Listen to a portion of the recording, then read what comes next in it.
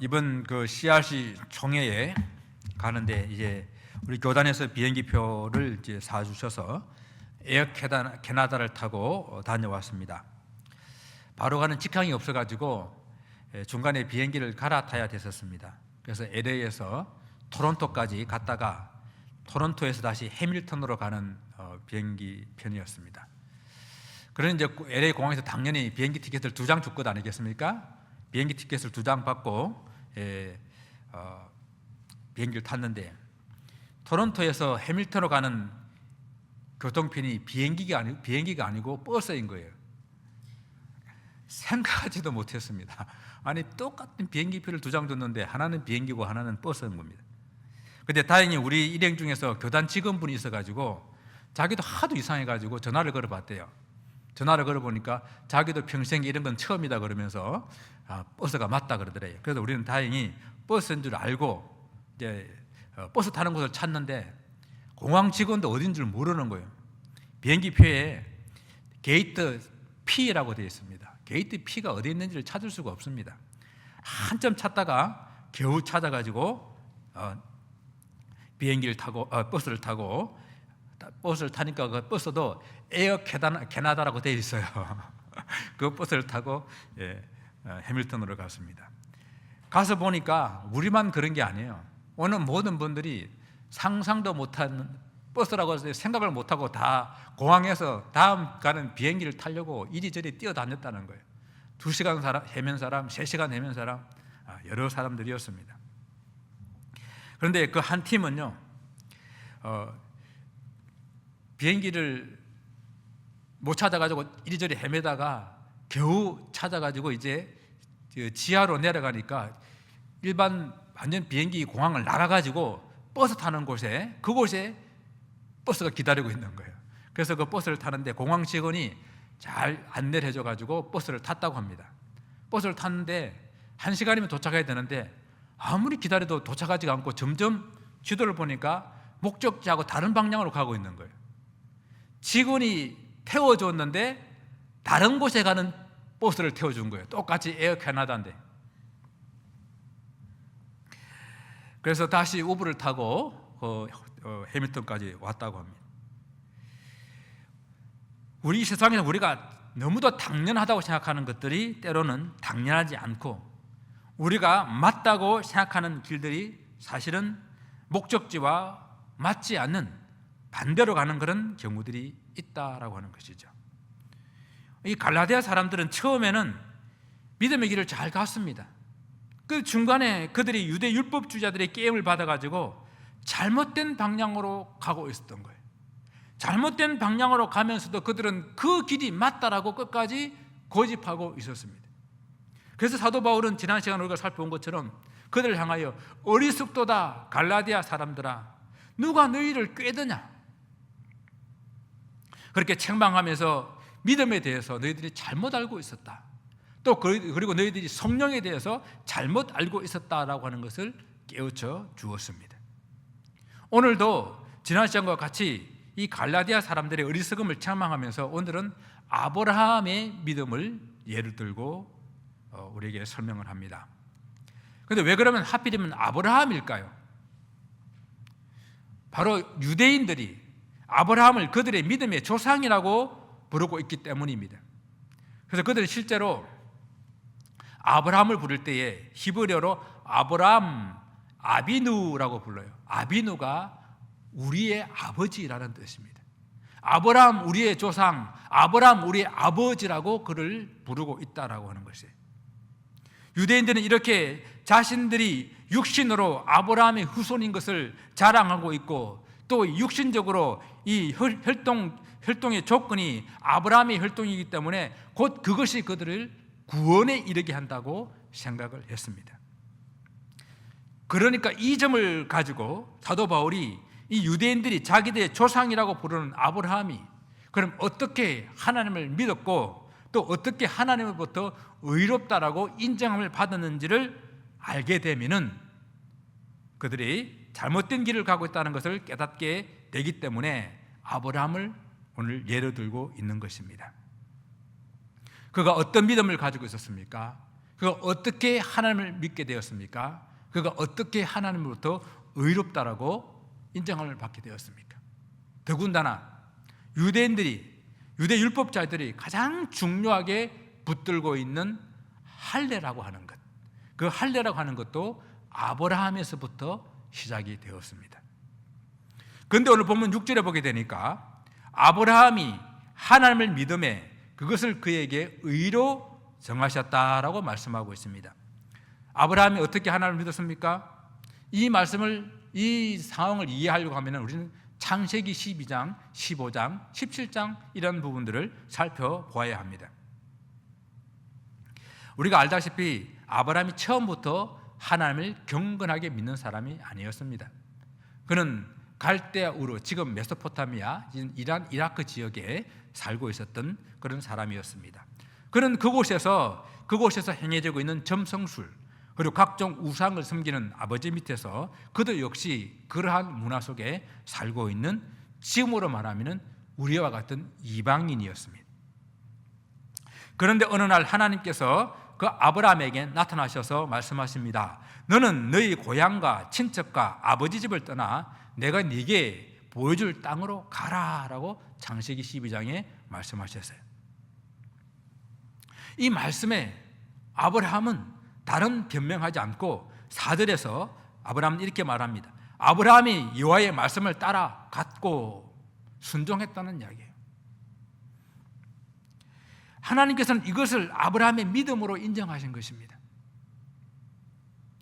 당시의 모든 가족들을 이끌고 전혀 다른 문화로 간다고 하는 것은 엄청난 모험입니다. 오늘날 우리가 한국에서 미국 땅으로 오는 것과는 비교가 되지 않는 그런 큰 모험이에요. 그래서 히브리서 11장에서는 이 내용을 이렇게 설명합니다. 믿음으로 아브라함 부르심을 받을 때에 순종하여 갈 바를 알지 못하고 나아갔으며, 아브라함이 가야 될 때에 그 믿음으로 순종하기는 했지만은 그가 어디로 가야 될지, 어디로 가는지, 어떻게 해야 될지 아무것도 모르고 그냥 하나님이 가라 그래서 그 말씀에 순종하여 갔다라는 이야기입니다. 이것을 하나님께서는 아브라함의 믿음으로 인정하시고 그를 의롭다라고 인정하셨다라고 하는 것입니다. 아브라함이 하나님의 약속을 믿고 순종한 것 외에는 아직까지는 아브라함이 어떤 선한 일을 행했다 우리는 알 수가 없어요. 성경은 기록하고 있지 않습니다. 하나님의 약속은 아브라함으로 큰 민족을 이루고 그 이름을 창대하게 해주겠다는 약속이었습니다. 그런데 아브라함에게는 자식이 없었어요. 자식이 없는데 어떻게 그 후손으로 창대하게 만들어줍니까? 어떻게 큰 민족을 이룹니까? 그래서 다시 창세기 15장에 보게 되게 되면 하나님께서 아브라함에게 다시 나타나셨습니다. 많은 시간이 지났음에도 아브라함에게 자녀가 없자 아브라함은 그의 종 엘리에셀을 상속자로 삼으려고 합니다. 그래서 하나님께서는 아브라함에게 아니다, 내 씨로 말미암아 하나님께서는 내 자손을 창대하게 해주시겠다고 말씀하시면서 아브라함을 밖으로 이끌고 나가셔서 그 밤에 셀 수 없이 많은 하늘의 별들을 보여주시며 네 자손이 이와 같으리라, 셀 수 없는 무수한 별과 같이 너의 자손이 이와 같이 창대하게 되리라 약속하셨습니다. 아브라함이 이 하나님의 약속을 믿었습니다. 그래서 15장 6절 말씀에 아브라함이 여호와를 믿으니 여호와께서 이를 그의 의로 여기시고, 오늘 본문 말씀에서 인용하건 바로 그 말씀입니다. 하나님의 약속을 믿은 이 믿음을 보시고 하나님께서는 아브라함을 의롭게 여기셨다라고 하는 것입니다. 아브라함이 무엇을 행해서가 아니라 하나님의 약속을 믿었기 때문에 그 믿음을 보시고 하나님께서는 그를 의롭다고 인정해 주셨다라고 하는 것입니다. 자, 더군다나 이때는 아직 율법이 만들어지기도 전 500년 전의 이야기입니다. 하나님으로부터 모세가 율법을 받기 500년 전에 율법이 없는데 무슨 율법을 지킵니까? 율법을 지키기 전에 하나님께서는 아브라함의 믿음을 보시고 의롭다라고 하셨다라고 하는 것입니다. 자, 조금 전에도 말씀드렸지만은 유대인들이 율법 중에서 그들의 구원의 절대 조건으로 유대인의 절대적인 표시로 할례를 행하게 되는데, 이 할례가 아브라함에게서부터 시작된 것이 맞습니다. 그러나 하나님께서 아브라함에게 할례를 명령하신 것은 창세기 17장이에요. 이미 아브라함이 하나님을 믿어서 의롭다고 인정을 받고 난 이후 이 할례의 명령이 주어졌다는 것입니다. 다른 말로 하면은 하나님께서 아브라함의 믿음을 보고 의롭다고 인정하실 때는 아직 할례를 받기 전, 그것도 14년 정도 전의 일이라는 이야기입니다. 그러니 할례와 의롭게 되는 것은 아무런 관계가 없다라고 하는 거예요. 오직 믿음으로만 의롭게 될 수 있음을 오늘 이 아브라함의 예를 가지고 우리에게 설명해 주고 있습니다.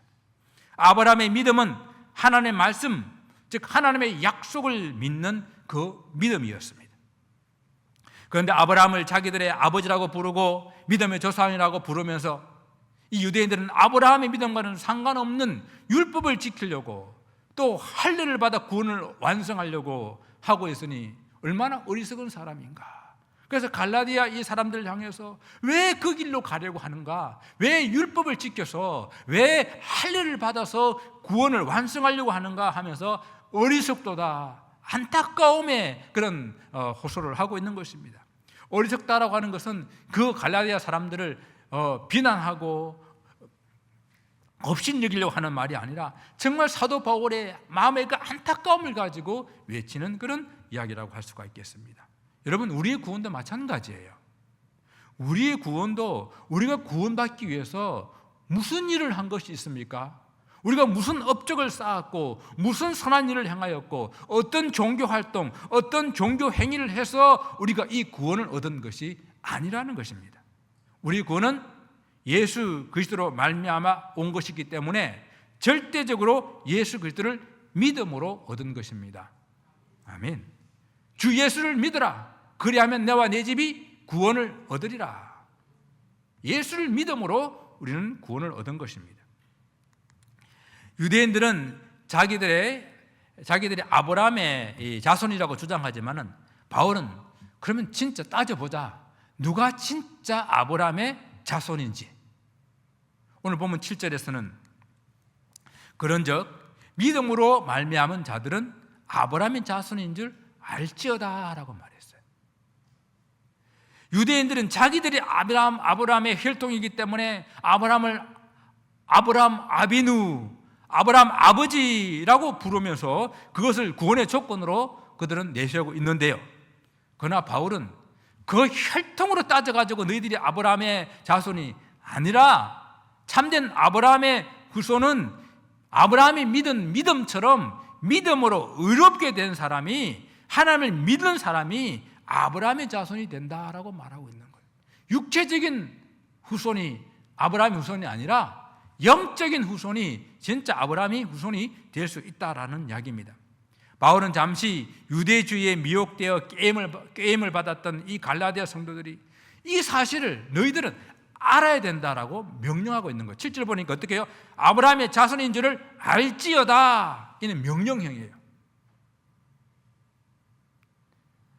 육체의 후손이 아니라 아브라함 믿었던 것처럼 하나님을 온전히 믿는 믿음을 가진 사람이 아브라함의 자손인 줄을 알지어다라고 명령하고 있는 것입니다.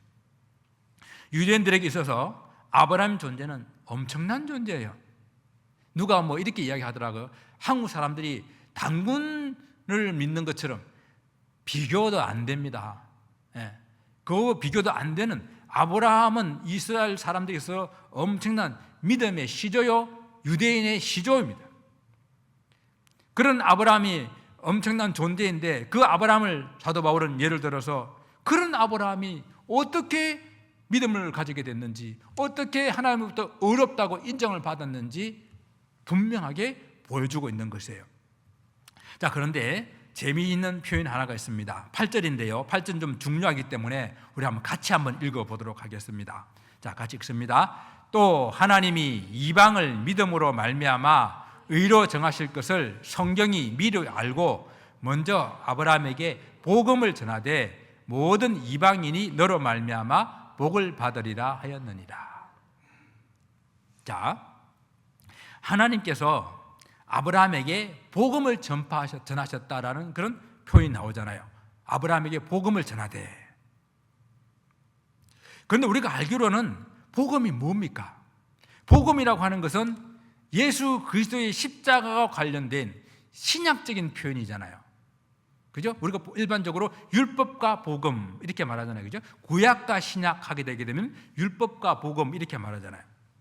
그런데 어떻게 2000년 전 구약 시대의 아브라함에게 복음이 전파될 수 있었을까요? 그러면 여기 말하는 이 아브라함도 그럼 그리스도의 복음을 알고 믿었다는 그런 이야기입니까? 아니면은 여기서 말하는 복음과 지금 우리가 말하는 이 복음은 다른 복음입니까? 대답하기 쉽지가 않죠. 근데 여기서 나오는 복음이라는 이 단어, 우리가 지금 사용하고 있는 복음이라는 단어, 유앙겔리온이라는 단어인데 복된 소식, 좋은 소식 뭐 그런 뜻을 가지고 있는 단어입니다. 이 단어와 동일한 단어를 사용하고 있다라고 하는 것입니다.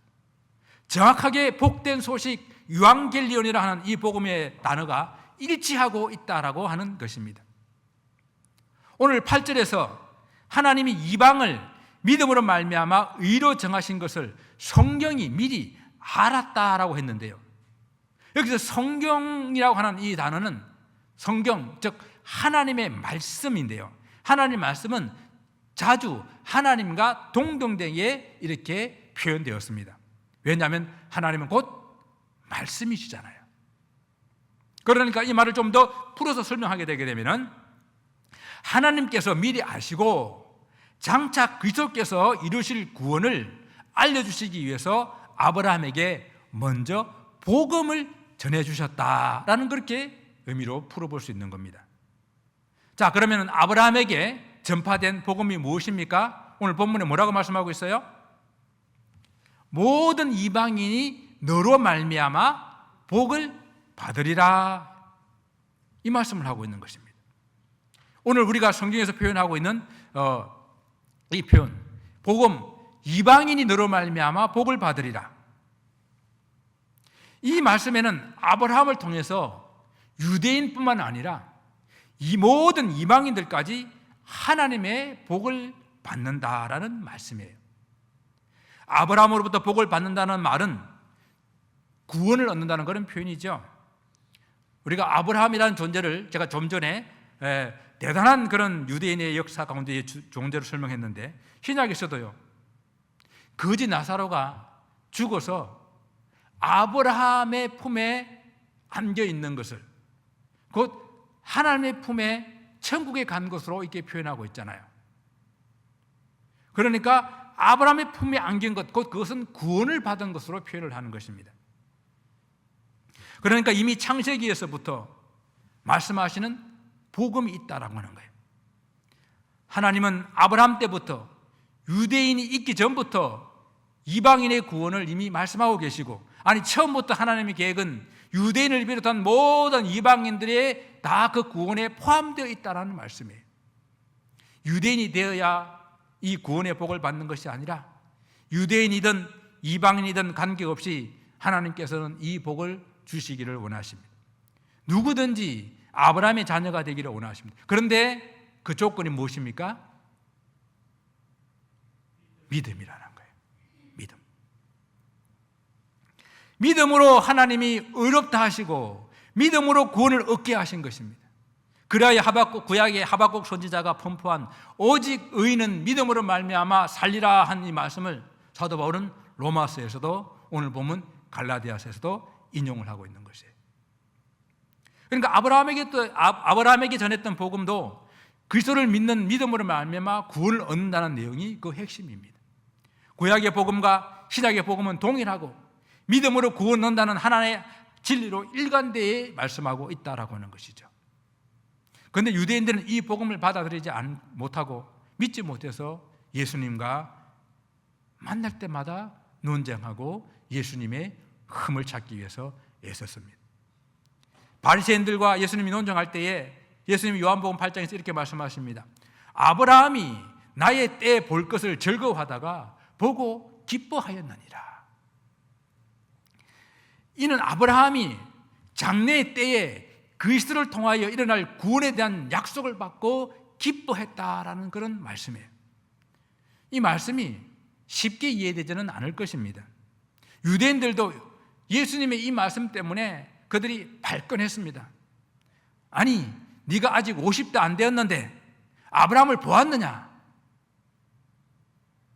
그러자 주님께서는 아브라함이 나기 전부터 내가 있느니라 존재하고 있다는 이야기입니다. 이것이 오늘 우리가 알아야 될 중요한 부분입니다. 예수께서는요, 비록 육신을 입고 이 땅에 우리 역사 가운데 오셨지만은 그분은 창세 전부터 존재하고 계시는 하나님이라는 사실입니다. 하나님께서 아브라함 시대 이전에도, 아브라함 시대에도, 아브라함 시대 후대에도 지금까지 살아계신 분이시기 때문에 하나님 어느 역사 어느 시대에도 당신의 복음을 그 백성들 가운데 전하셔서 구원에 대한 약속을 주실 수 있는 분이십니다. 그래서 하나님께서는 그 약속을 아브라함이라고 하는 이스라엘의 믿음의 시조요, 이스라엘의 믿음의 아버지인 아브라함에게 전하셔서 구원에 대한 약속을 주셨다라고 하는 것이죠. 이 복음은 아브라함뿐만 아니라 믿음의 조상들에게도 모두 마찬가지로 주어졌음을 우리는 알 수 있습니다. 그래서 히브리서에서 많은 믿음의 조상들을 이야기하면서 이렇게 이야기합니다. 이 사람들은 다 믿음을 따라 죽었으며 약속을 받지 못하였으되 그것들을 멀리서 보고 환영하여. 그러니까 믿음의 사람들이 그들의 시간에서 이 하나님께서 약속하신 것을 받지 못했다, 예수님을 만나지 못했다는 이야기죠. 하지만은 장차 그 먼 훗날에 이루어질 그것을 바라보며 그들은 기뻐하며 끝까지 믿음을 지켰다라는 뜻입니다. 그러므로 9절에서는 이렇게 결론을 내립니다. 그러므로 믿음으로 말미암은 자는 믿음이 있는 아브라함과 함께 복을 받느니라. 아브라함이요, 결코 선해서가 아니라, 결코 의로워서가 아니라 하나님께서 그를 부르셨고 그 부르심의 약속을 믿었기에 그가 믿음의 조상이 되었습니다. 그럼 우리도 역시 아브라함과 같이 이 믿음으로 아브라함이 약속하신 이 약속의 축복을 유업으로 이어받아 나갈 수가 있다라고 하는 거예요. 자, 그런데 유대인들은 왜 복음을 받아들이지 않았습니까? 왜요? 그들은 율법의 행위에 머물러 있었기 때문입니다. 오늘 보면 10절의 말씀처럼 유대인들은 율법의 행위에 속하여서 저주 아래에 있게 된 것입니다. 율법을 행하여 구원을 얻겠다는 사람들이 왜 율법의 저주 아래에 있었는지 오늘 본문은 우리에게 설명해 주고 있어요. 자, 우리가 율법을 지켜서 구원을 얻는다고 하는 것은 반대로 율법을 지키지 못하면은 구원을 얻지 못한다는 말이죠. 그런데 율법을 지키는 율법 아래에 있는 사람들은 율법책에 기록된 모든 율법을 항상 지켜야 됩니다. 자, 이게 가능합니까? 율법 아래에 있는 모든 계명을 그들의 삶 가운데 항상 지켜야 돼요. 이것이 불가능하기 때문에 그들은 율법 아래에서 저주 아래에 있을 수밖에 없다라고 하는 것이에요. 오늘 보면 11절에도 말씀하기를 하나님 앞에서는 아무도 율법으로 말미암아 의롭게 되지 못할 것이 분명하다, 너무도 확실하다라는 이야기죠. 그래서 사도 바울은 로마서에서 이 부분을 이렇게 설명합니다. 율법의 행위로는 그의 앞에 어렵다 할 육체가 없나니 율법으로는 죄를 깨닫게 될 뿐이다 라고 했습니다. 그래서 다시 한번 더 큰 선언으로 로마서 3장 23절에서는 모든 사람이 죄를 범하였음에 하나님의 영광에 이르지 못한다라고 결론을 내리고 있어요. 이는 유대인도 마찬가지고 이방인도 마찬가지입니다. 모든 사람들은 율법의 행위로는 하나님 앞에 어렵다 할 사람이 없습니다. 그래서 우리 모두는 다 죄인입니다. 주님의 말씀대로 표현한다 하면은 모든 사람들은 다 죄의 종이라는 이야기예요.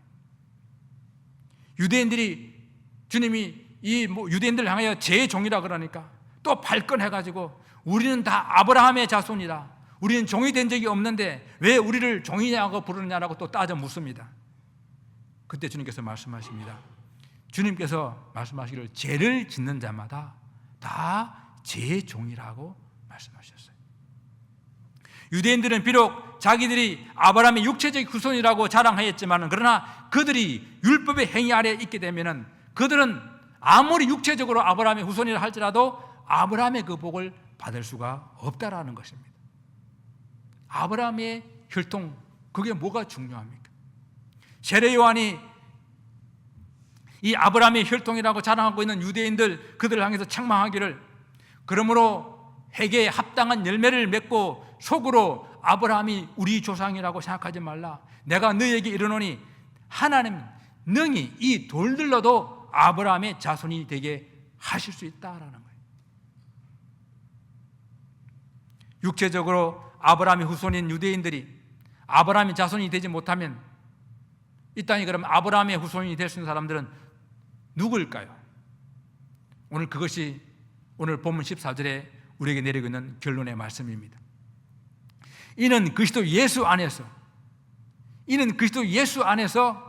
아브라함의 복이 이방인에게 미치게 하고 또 우리로 하여금 믿음으로 말미암아 성령을 약속을 받게 하려 하십니다. 누구 안에서요? 누구 안에서 가능하다고요? 그리스도 예수 안에서. 이것이 복음이요, 이것이 복음의 신비요, 이것이 복음의 비밀인 것입니다. 하나님께서 아브라함에게 복음을 선포하셔서 아브라함을 통해 모든 이방인까지 복을 받게 하셨는데, 그러나 아브라함이 이 일을 이루셨는 것이 아니라 아브라함의 후손, 즉 예수 그리스도 안에서 이 약속이, 이 믿음이 완성되고 성취된다라는 이야기입니다. 예수 그리스도의 십자가, 모든 사람들이 율법의 저주로부터 속량을 받았습니다. 모든 사람들의 죄를 대신해서 우리 예수께서 그 나무에 달려 저주를 다 받으심으로 우리가 바다의 저주를 대신 받으시고 우리를 그 죄에서부터 속량해 주시고, 누구든지 예수 그리스도를 믿는 자마다 아브라함에게 약속하셨던 그 약속을, 영생의 복을 우리에게 주신 것입니다. 할렐루야. 아브라함의 복은요, 예수 그리스도 안에서 예수 그리스도를 믿음으로 말미암아 완성되고 이루어집니다. 사랑하는 성도 여러분, 오늘 우리는 이 아브라함의 믿음이라는 제목으로 말씀을 생각해 보았습니다. 아브라함의 믿음은 어떤 믿음입니까? 하나님께서 그에게 선포한 복음을 믿는, 약속을 믿는 믿음이었어요. 그래서 구약의 복음과 신약의 복음은 본질적으로는 같은 거예요. 단 차이가 있다 한다면 구약의 복음은 오실 예수님을 믿는 거고 신약의 복음은 오신 예수님을 믿는 거고, 그러나 구약의 사람이나 신약의 사람이나 동일하게 기다리고 있는 것은 다시 오실 예수님을 기다리는 것입니다. 결국 아브라함의 믿음은 예수 그리스도 안에서 성취될 하나님의 약속이었습니다. 우리도 예수 그리스도 안에서 아브라함과 같은 믿음을 가지게 될 때에 이 영적인 아브라함의 자손이 되어서 아브라함의 축복을 받게 됩니다. 저는 아브라함의 축복 중에서 가장 큰 축복이라 하면 저는 늘 이것을 생각합니다. 아브라함을 향해 하나님께서 너는 복의 근원이 될지라. 이 말을 원문을 따지게 되면 너는 너 자체가 복이다라는 뜻이에요. 네 자체가 복이기 때문에 네가 가는 곳곳마다 너로 말미암아 모든 사람들이 복을 받게 될 것이다라는 뜻입니다. 사랑하는 성도 여러분, 우리가 이 하나님을 믿어서 우리 자체가 복이 되어서 여러분이 가는 곳곳마다 다른 사람도 함께 복을 받는 복의 근원, 복 그 자체가 되시기를 소원합니다. 이 하나님의 복은 하나님의 아브라함처럼 하나님 말씀에 순종하고 그 하나님 약속을 믿음으로 받아들일 때에 가능한 것이지, 유대인들이 형식적으로 율법을 지키는 것으로 할례를 행하는 것으로는 결코 아브라함의 후손이 되지 못하고 그들은 잘못된 길을 가는 것입니다. 제가 초반에 말씀드린 것처럼 잘못된 버스를 타고 갔으면 갈아타든지 목적지에 가서도 다시 목적지를 향하여 버스를 갈아타면 됩니다. 그래 영적으로 잘못된 그 길에 도착하게 되게 되면 too late, 늦은 거예요. 그래서 우리는 늘 수시로 내가 가고 있는 길이 바른 길인지, 내가 붙들고 있는 믿음이 옳은 믿음인지 주님 앞에 늘 기도하며 애쓰는 그런 삶이 필요합니다. 사랑하는 성도 여러분, 예수 그리스도 안에서 아브라함 믿음을 가지고 아브라함의 복을 받는 삶을 누리는 이 일은 전적으로 하나님의 은혜입니다. 오늘날까지 은혜로 살아오신 여러분, 여러분 가는 모든 곳곳마다 여러분이 복이 되어서 여러분 때문에, 여러분이 인하여 세상이 복을 받는 복된 삶이 되시기를 주님 이름으로 축원을 드립니다. 기도하겠습니다.